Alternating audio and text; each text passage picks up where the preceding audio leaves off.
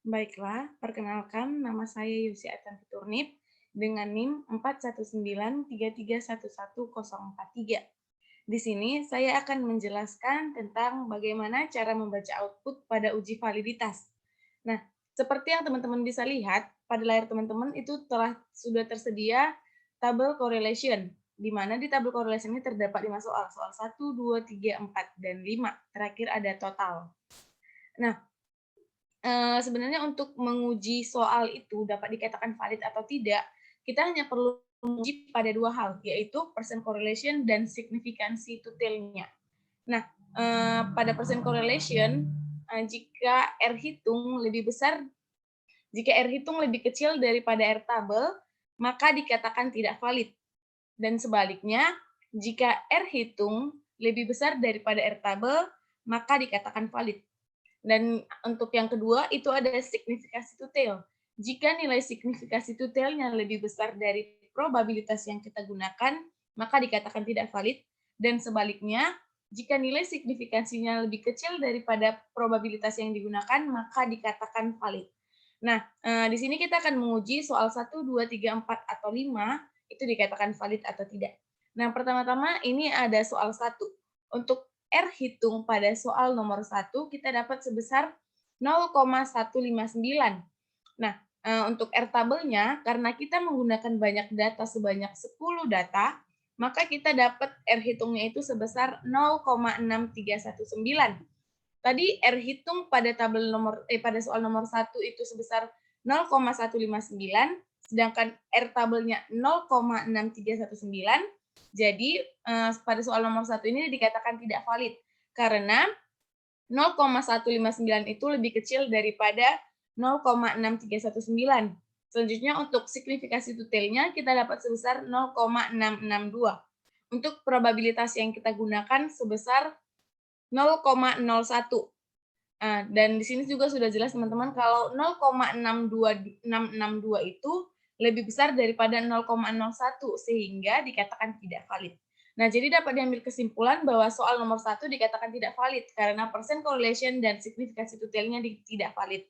Nah, selanjutnya kita beralih ke nomor 2, soal 2. Kita dapat R hitungnya sebesar 0,256. Di mana R hitung lebih kecil daripada R tabel sebesar 0,256 lebih kecil daripada 0,6319. Jadi persen correlation-nya dikatakan tidak valid. Dan untuk signifikasi tutilnya itu kita dapat sebesar 0,475. Nah, di sini sudah jelas teman-teman kalau 0,475 itu lebih besar dari probabilitas yang kita gunakan sebesar 0,01. Jadi untuk soal nomor 2 juga dikatakan tidak valid. Selanjutnya kita beralih ke soal nomor 3. Nah, di soal nomor 3 ini ada yang beda nih. Di hasil totalnya ini menggunakan tanda bintang 2. Sebenarnya pada uji validitas itu, jika pada hasil outputnya terdapat bintang 2, maka kita tidak perlu lagi mengujinya karena sudah dipastikan bahwa soal tersebut dikatakan valid. Tapi di sini saya akan mengujinya lagi. Untuk persen correlation-nya atau R hitungnya kita dapat sebesar 0,77. Dan untuk di sini nilai R hitung lebih besar daripada R tabel. Tadi R tabelnya sebesar 0,6319. Jadi 0,77 ini lebih besar daripada 0,6319. Jadi persen correlation-nya dikatakan valid. Dan untuk signifikasi tutilnya itu kita dapat sebesar 0,008. Di mana probabilitas yang kita gunakan tadi sebesar 0,01. Sehingga untuk signifikasi tutilnya dikatakan valid karena 0,008 lebih kecil daripada 0,01. Jadi untuk soal nomor 3 ini dikatakan valid ya teman-teman. Berarti tanda bintangnya ini sudah dapat dikatakan memang benar-benar membuktikan soal tersebut valid atau tidak.